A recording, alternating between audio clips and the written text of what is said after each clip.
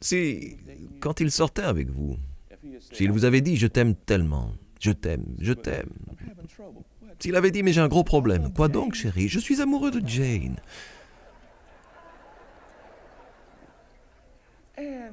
Et je n'arrive pas à me décider, ce qui veut dire que son œil n'est pas en bon état. Et il n'a pas un regard net. Qu'est-ce que vous auriez répondu? Non, non, ça ne va pas. D'accord? D'ailleurs, je pense que la réponse aurait été plus ferme que cela, non? Il cherche à atteindre chaque continent avec la parole de Dieu. Le pasteur Keith Butler enseigne la parole de Dieu. Il s'y efforce et il touche le monde. Et maintenant, voici pour l'enseignement d'aujourd'hui le pasteur Keith Butler. Nous allons lire ici le verset 32, le verset 33. C'est le Seigneur Jésus qui parle, si vous avez l'édition écrite en rouge. Et Jésus a dit, « En effet, tout cela, ce sont les membres des autres peuples qui le recherchent. Or, votre Père céleste sait que vous en avez besoin. Recherchez d'abord le royaume et la justice de Dieu, et tout cela vous sera donné en plus. » The kingdom of God and his righteousness. And all these things shall be added unto you. So we're ministering. Nous allons donc étudier aujourd'hui le thème de « Tout cela vous sera donné en plus ». Hallelujah. Now what you have here in Matthew, C'est ce que vous trouvez ici dans Matthieu chapitre 5, Matthieu chapitre 6 et Matthieu chapitre 7, c'est le célèbre sermon sur la montagne. amen. Boy, this Les amis, le sermon sur la montagne regorge d'un tas de choses. Ce que le Seigneur Jésus devait dire, les choses qu'il a commencé à leur enseigner. Heureux ceux qui ont le cœur pur, car ils verront Dieu. talked about what On y parle de ce que vous faites quand les gens font certaines choses. and many other things. Et il y a beaucoup d'autres choses dont parle Jésus. On y trouve toutes les règles de base. Le sermon sur la montagne constituait les règles de base du royaume des cieux. Et cela pourrait prendre, j'en aurais bien pour 3 mois à prêcher là-dessus, rien que pour les chapitres allant de 5 à 7. Et il y a tellement à dire de cela. On va juste jeter un œil sur ce que Jésus devait dire au milieu de ça. Du sermon sur la montagne, dans Matthieu chapitre 6. Jésus dit un certain nombre de choses. Premièrement, les 2 premiers versets traitent de ce que vous faites quand vous donnez aux pauvres. Et ce qu'il en dit est que, si vous le faites pour que les gens disent que vous êtes un bon gars et vous donnent l'accolade, il vous dit que vous êtes récompensé. Il va encore plus loin, il dit que si vous priez en public et que vous le faites de manière à ce que on puisse vous voir et vous entendre en disant « Voilà une personne spirituelle », il dit « C'est bien, vous êtes récompensé ». Ensuite, il va encore plus loin. Dans le même chapitre, il dit « Si vous jeûnez à en avoir le visage défait et vous avez l'air de... Vous savez, vous jeûnez au point que les gens disent « Oh, comme vous êtes spirituel, vous souffrez pour Dieu ». Il dit « Vous êtes récompensé ». Mais ensuite, il continue et dit « Si vous agissez depuis le juste motif, la juste raison, et pas pour être vu des autres, si vous le faites plutôt pour accomplir des choses pour Dieu, il dit ça à plusieurs reprises dans ce chapitre, le Père vous donne alors une pleine récompense. Ce qui signifie qu'il y a une récompense qui pourrait être vue par les hommes sur terre et dont vous aurez fait l'expérience sur terre en accomplissant des choses pour une bonne raison. Il dit aussi dans ce chapitre, au chapitre 6, que vous devez pardonner. Il dit que si vous ne pardonnez pas aux hommes, votre Père ne vous pardonnera non plus vos fautes. Si vous ne pardonnez pas, je ne sais pas vous, mais moi j'ai encore besoin de pardon de temps en temps. Et vous? Il a dit ensuite que vous deviez faire cela aussi. Puis il a fait, par 2 fois dans ce chapitre, il a fait une déclaration. Il parle de certaines choses concernant le moment de la prière. Il dit, « Votre Père céleste sait tout ce dont vous avez besoin. Et je sais, quand vous lisez ça la première fois, vous pensez bien. S'il sait de quoi j'ai besoin, pourquoi ne fait-il rien? »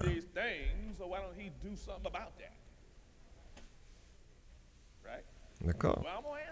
Je vais répondre à ça. Il y a une raison, au nom de Jésus, mais avant d'en arriver là, Nous allons reprendre et commencer la lecture au verset 19. Une chose encore avant de commencer la lecture au verset 19. Tous les enseignements du Sermon de la Montagne, chapitres 5 à 7, même s'ils se trouvent dans ce qu'on appelle le Nouveau Testament, se passent en fait dans les derniers jours de l'Ancien Testament. Jésus n'était pas encore mort. Il n'était pas ressuscité d'entre les morts. Son sang n'avait pas été versé. Donc, ce sont vraiment les derniers jours de l'Ancien Testament, car Jésus parle du Père. Il parle de l'amour du Père, du soutien du Père, des principes du Père. Et chaque chose que Jésus a accomplie, il l'a accomplie à cause du Père. Souvenez-vous de ce que Jésus a dit dans Saint Jean, chapitre 14, chapitre 8, chapitre 5, à d'autres endroits. Jésus a dit, « Les paroles que je vous dis, je ne les dis pas de moi-même, je dis seulement les paroles dictées par le Père. Je ne fais rien de moi-même, sinon ce que je vois le Père accomplir. » Il a dit, quand je partirai, j'enverrai l'Esprit Saint. Dans Jean chapitre 16, verset 13, il a dit que le Saint-Esprit ne parlerait pas de lui-même, mais qu'il dirait seulement les paroles que le Père lui a dit de dire, de vous dire. Autrement dit, ça concerne encore le Père, aujourd'hui encore. Merci Seigneur. Il nous donne donc des enseignements au sujet du Père et de l'amour du Père et du soutien du Père. Et nous allons commencer à lire, ceci est en rouge. On appelle ça la sauce piquante, les bonnes choses ici. Verset 19, « Ne vous amassez pas de trésors sur la terre où les mythes et la rouille détruisent et où les voleurs percent les murs pour voler. » Eh bien, à quoi fait-il référence? Il parle des gens qui placent toute leur confiance dans les moyens matériels.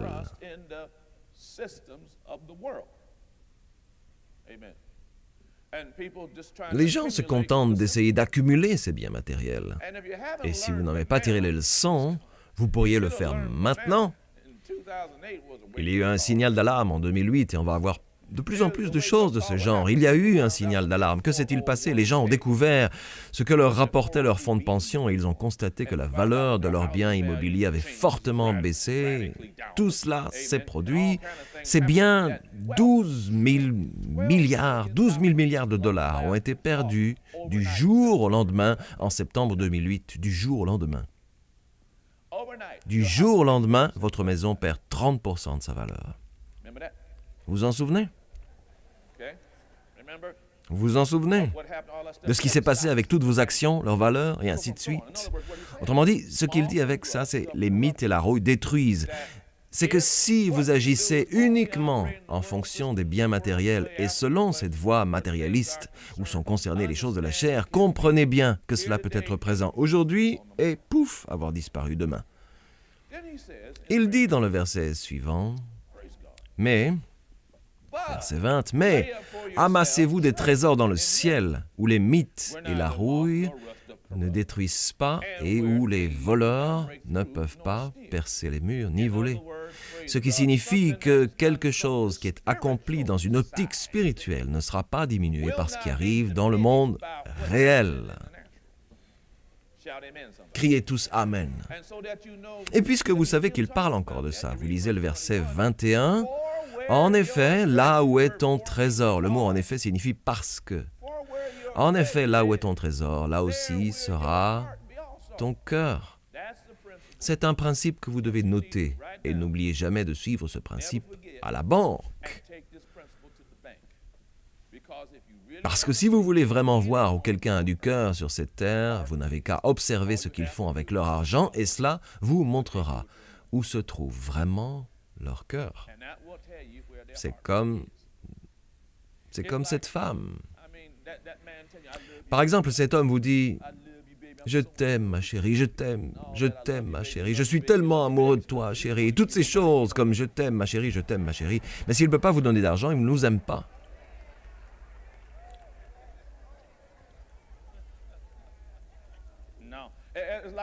Non, c'est comme ces gens qui disent « Bon, vous savez, surtout les hommes qui disent « Bon, je ne vois pas pourquoi on devrait se marier, c'est juste une feuille de papier. » Ok, ce n'est qu'une feuille de papier. Je veux dire, on s'aime, c'est pas la peine. Non, laissez-moi vous dire quelque chose. Cette feuille de papier est un véritable trésor. Parce que dès le moment où vous avez cette bague au doigt, je vais vous dire ce qui arrive. Elle a le droit d'avoir la moitié de votre trésor. Au minimum. Elle a automatiquement droit à 50% minimum de votre trésor. Alors tu as intérêt à croire que ce papier représente quelque chose, chérie. Hein? Now, he hadn't changed subject. En fait, il n'a pas changé de sujet. Il parle toujours de Treasure. trésor. Amen. Keep reading what he says. Continue à lire ce qu'il dit. The light of the body. L'œil est la lampe du corps. If therefore Si thine ton eye œil be est en single, bon thy état, whole body shall tout be ton light. corps sera éclairé. Vous savez que le Nouveau Testament a été traduit du grec. Donc il est traduit du grec et le mot en bon état est le mot, encore aujourd'hui en français, net. He says, if your eye Il is dit que si clear, votre œil est net ou que si vous avez une vision claire, alors votre corps sera éclairé. De quoi parle-t-il? Il parle de savoir où se trouve votre engagement, pas d'être une semence mélangée. not being a mingle, Que voulez-vous dire par mélanger? mingle. Well, else Eh bien, la question est posée ailleurs, dans les Saintes Écritures. Dans l'épître de Jacques, on se réfère à un homme qui a deux esprits. Jacques chapitre 1, on y raconte qu'un homme a deux esprits, ou a l'esprit double, et qu'il est instable dans tout ce qu'il fait. D'accord? praise God. Stand up. Levez-vous, Your wife too. votre femme aussi. Now, if this turn around face the people, Tournez-vous face aux gens, laissez-les voir comme vous êtes bien et beau. they've been around here a long time. Ça fait longtemps qu'ils sont ici. I was their pastor, not Pastor Andres. J'ai été leur pasteur, maintenant c'est le pasteur André. Ils ont eu le meilleur de la famille Butler. Ils ont eu les deux hommes de gloire. Ok, d'accord. Bon, maintenant, je vais vous dire quelque chose. Si, quand il sortait avec vous, If he had said, I love you, s'il vous avait dit « Je t'aime tellement, je t'aime, je t'aime », s'il avait dit « Mais j'ai un gros problème. Quoi donc, chérie? Je suis amoureux aussi de Jane.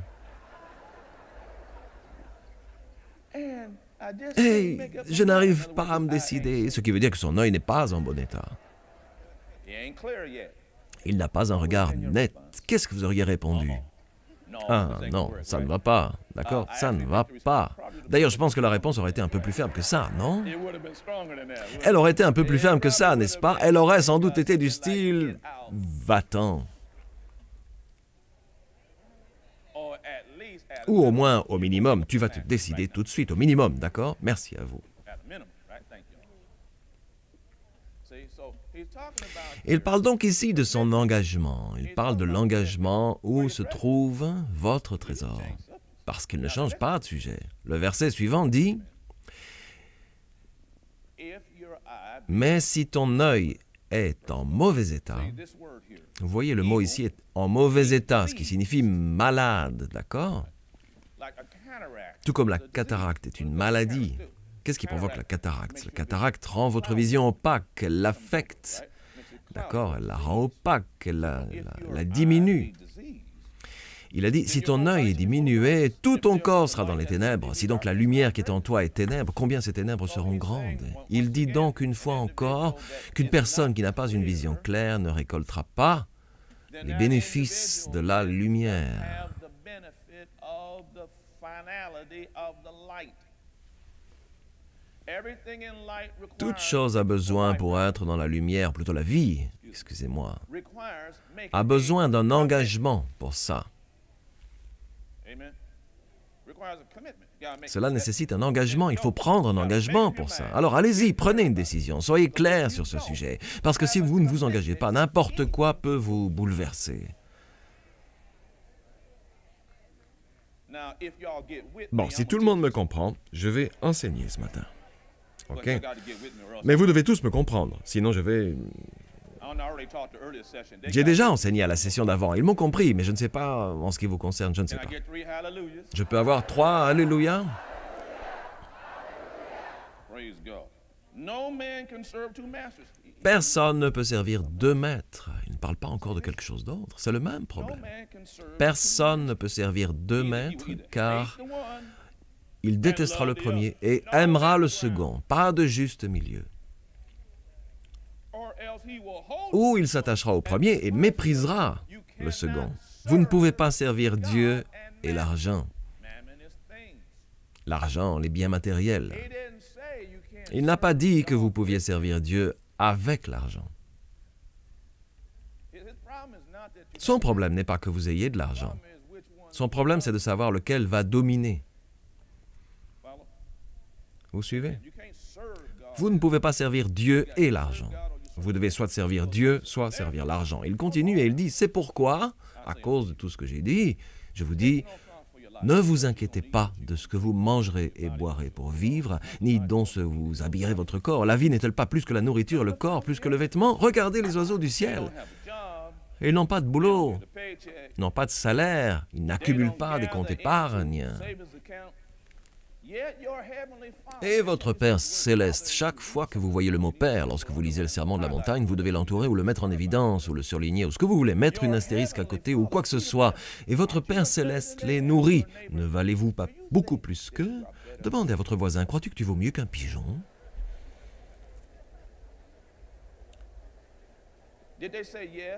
Ils ont dit oui, ou bien ils n'ont rien dit.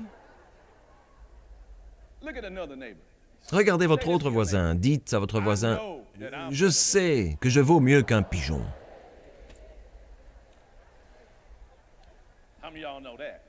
Combien d'entre vous savent ça?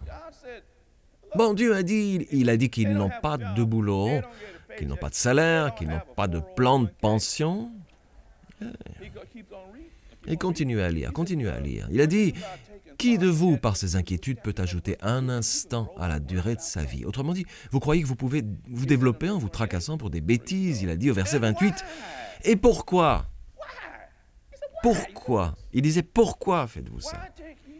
Et pourquoi vous inquiétez au sujet de vêtements? Étudiez comment poussent les plus belles fleurs des champs. Elles ne travaillent pas, ne tissent pas. Cependant, je vous dis que Salomon lui-même, dans toute sa gloire, n'a pas eu d'aussi belle tenue que l'une d'elles. Dieu habite ainsi l'herbe des champs qui existe aujourd'hui et qui demain sera jetée au feu. Autrement dit, elle n'est pas éternelle, mais vous êtes éternel. D'accord? Si Dieu habille ainsi l'herbe des champs, qui existe aujourd'hui et qui demain sera jetée au feu, ne le fera-t-il pas bien plus volontiers pour vous, gens de peu de foi? Il a dit que vous allez circuler ici pour toujours. Vous êtes la prunelle des yeux de Dieu. Alors, pourquoi vous inquiétez-vous pour cela? Vous devez avoir un peu de confiance en moi. Continue la lecture. Où en le Père? Ne vous inquiétez donc pas, ne vous laissez pas surprendre en disant cela. Parce que dès que vous ouvrez la bouche et dites quelque chose, cela devient votre propriété. Vous savez que Satan a accès à vos pensées tout comme Dieu. Dieu peut mettre une pensée dans votre esprit et elle sera sienne. Satan peut mettre une aussi et elle sera sienne. Elle ne peut pas être à vous, mais celle qui sera vôtre sera celle que vous direz. C'est pourquoi il a dit, ne vous inquiétez pas. Que mangerons-nous? Que boirons-nous? Avec quoi nous habillerons-nous? En effet, tout ça, ce sont les membres des autres peuples qui le recherchent. Or, votre Père céleste sait que vous en avez besoin.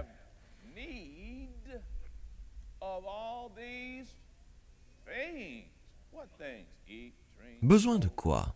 De manger, de boire, de vêtements, des besoins de base, d'accord? Le lendemain prendra soin de lui-même. Chaque jour suffit sa peine. Maintenant, pourquoi voyons-nous cela deux fois dans le même chapitre? Le Père dit, Jésus dit que cela concerne le Père, il sait déjà. Et nous, on se dit, bon, s'il sait déjà, pourquoi ne fait-il pas quelque chose? Parce qu'il s'agit d'une transaction bilatérale. Dieu et vous devez agir comme des associés. Dans d'autres endroits des Saintes Écritures, il est dit précisément que vous êtes des associés de Dieu. On s'intéresse maintenant au verset 33. Recherchez d'abord. C'est après que Dieu sache que vous aviez besoin de cela. Il le sait déjà. Il ne le découvre pas quand vous commencez à prier, à dire « Seigneur, je n'arrive pas à payer ma facture ». Il ne l'a pas découvert à ce moment-là. Il a dit, verset 33, « Recherchez d'abord le royaume de Dieu, et ça, pas là, mais ça. » Et on appelle ça, comment? Un pronom personnel, je crois. J'ai oublié, j'ai quitté le collège depuis quelques dizaines d'années. J'ai oublié, bon, peu importe. Et sa justice. Et tout cela vous sera donné en plus. Bon, il donne ensuite deux instructions qui doivent prendre place avant que les choses ne soient données en plus. Même si le Père connaît vos besoins. Nous regardons alors notre partie contre sa partie. Je peux vous dire une chose de la partie de Dieu, c'est que vous ne devez pas vous inquiéter concernant le fait de tenir sa promesse. Criez Amen, tout le monde. Donc s'il y a le moindre problème avec ce qui n'est pas donné en plus, cela doit le relever de notre responsabilité quelque part. Alors arrêtez de critiquer Dieu. Très bien. Laissons donc ça et cherchons quelle est notre part. Recherchez sa justice. Le Nouveau Testament est traduit du grec, et le mot grec pour justice est dikaiosune. C'est le mot pour équité. Équité. Le dictionnaire Webster vous dira que équité veut dire quoi? Justification. Cela veut dire, ou cela réfère à quelqu'un qui s'assure que la justice sera rendue.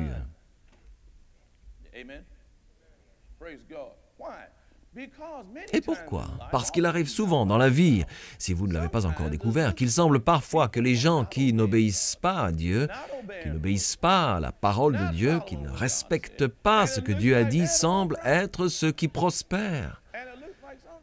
Et on dirait que parfois ceux qui sont en difficulté, qui doivent gérer beaucoup de choses et ne semblent pas avoir le vent en poupe, que ce soit eux qui font ce que Dieu a dit. Et ce que Jésus vous dit, c'est que vous devez d'abord rechercher sa juste position, comprendre son équité, savoir que son nom, un des noms du Père dans l'Ancien Testament, est qu'il est le Dieu qui fait les choses justes.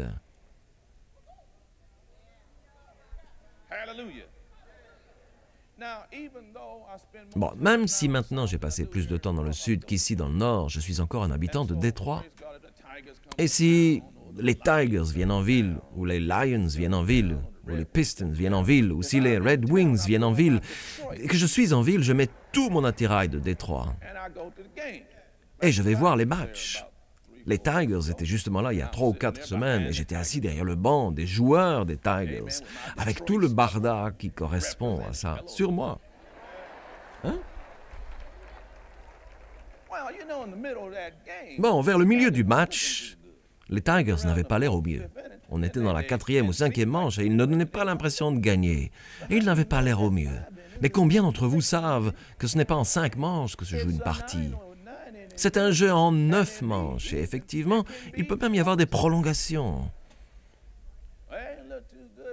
Bien, ça ne semblait pas très bien parti au bout de 5 manches, mais à la fin de la journée, quand la manche 9 a débuté, les Tigers ont gagné cette partie. D'ailleurs, ils ont gagné haut la main toutes les séries.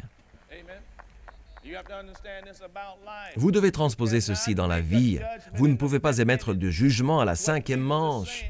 C'est ce que dit Jésus. Vous ne pouvez pas émettre de jugement parce que là, maintenant, dans la 5e manche, les choses n'apparaissent pas comme elles le sont réellement. Elles peuvent ne pas paraître justes, elles peuvent ne pas paraître équitables, mais le jeu n'est pas terminé. Vous êtes encore ici, et cette partie n'est pas finie. Et il a dit que ceci est ce que vous deviez chercher, la justice du Seigneur.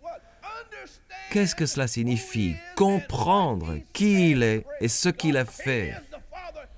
Il est le Père, il sait ce dont vous avez besoin et il est le Dieu qui fait les choses justes. Criez tous Amen. Gloire à Dieu.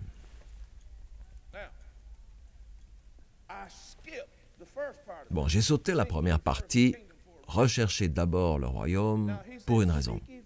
Il a dit, recherchez d'abord le royaume de Dieu et revenons d'abord à rechercher d'abord le royaume. Qu'en est-il du royaume de Dieu? Quel est le royaume de Dieu? Le royaume de Dieu est la méthodologie de Dieu. Le royaume de Dieu est la façon dont Dieu fait les choses. Autrement dit, pour le dire clairement, il a dit que votre Père céleste savait que vous aviez besoin de toutes ces choses. Alors vous allez voir ce que dit la parole du Père et découvrir quel est votre rôle et ensuite accomplissez ce rôle.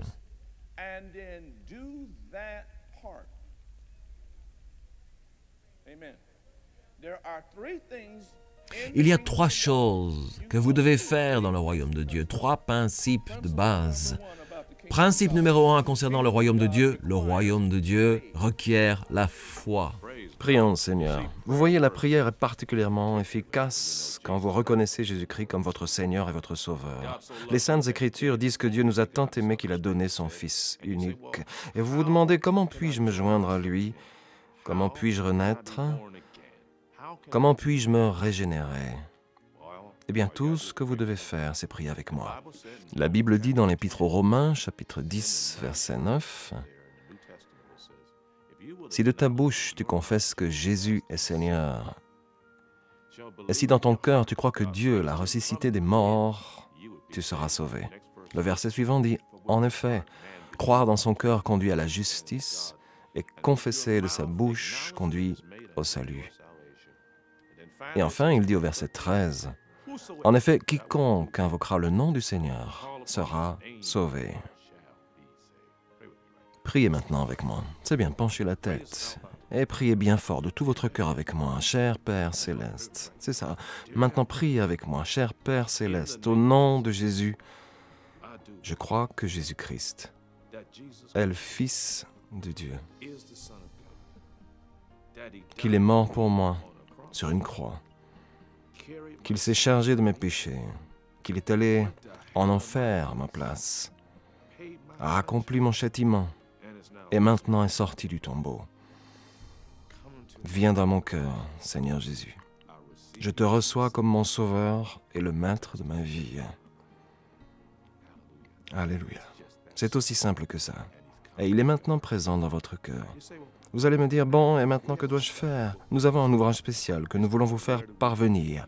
Il s'intitule « D'où venons-nous » Nous serons heureux de vous l'adresser. Prions le Seigneur et je vous expliquerai tout ce que vous devez savoir. Je tiens à vous féliciter, vous ne serez plus jamais la même personne au nom de Jésus. La parole de Dieu entre dans ton esprit dès lors que tu reçois Jésus comme le Seigneur et le Sauveur de ta vie. Le véritable toi, ton esprit, est régénéré. Cela signifie que tu es maintenant une nouvelle création dans le Christ qui, après Dieu, est créé dans la vertu et la vraie sainteté. Ce procédé provoque un changement immédiat dans ton esprit et dans ton cœur. Toutefois, pour continuer ce procédé de changement, tu dois ranger tes anciens habits et apprendre comment cheminer dans ta nouvelle vie avec Dieu en commençant ta journée en prière avec le Père. Une simple prière de louange et d'action de grâce t'aide à consolider ta relation avec Dieu. Remercie-le pour son amour, sa confiance, sa patience, sa tendre bonté, sa paix, son pouvoir de guérison, sa protection face au danger, son indulgence, sa sagesse et son aide pour cette journée. Assure-toi tous les jours de prendre le temps de lire la parole de Dieu. Tout comme ton corps de chair a besoin de nourriture, ton esprit nécessite la nourriture de la parole de Dieu. Veuillez s'il vous plaît prendre note de l'adresse sur votre écran. De la sorte, nous pouvons vous envoyer ce petit livre très important. Il contient une abondance d'informations dont vous aurez besoin maintenant que vous avez décidé d'accueillir le Seigneur dans votre cœur et de continuer votre chemin avec Dieu. Finalement, il est important que vous aussi preniez le temps de trouver un lieu de culte et que vous entreteniez des relations avec d'autres croyants. Nous prions pour vous, afin que le Dieu de notre Seigneur Jésus-Christ, le Dieu de gloire, puisse vous donner l'esprit de sagesse et de révélation dans la connaissance de lui. Le programme d'aujourd'hui a-t-il été une bénédiction pour vous? Ce que vous avez entendu n'était qu'une partie de son puissant message.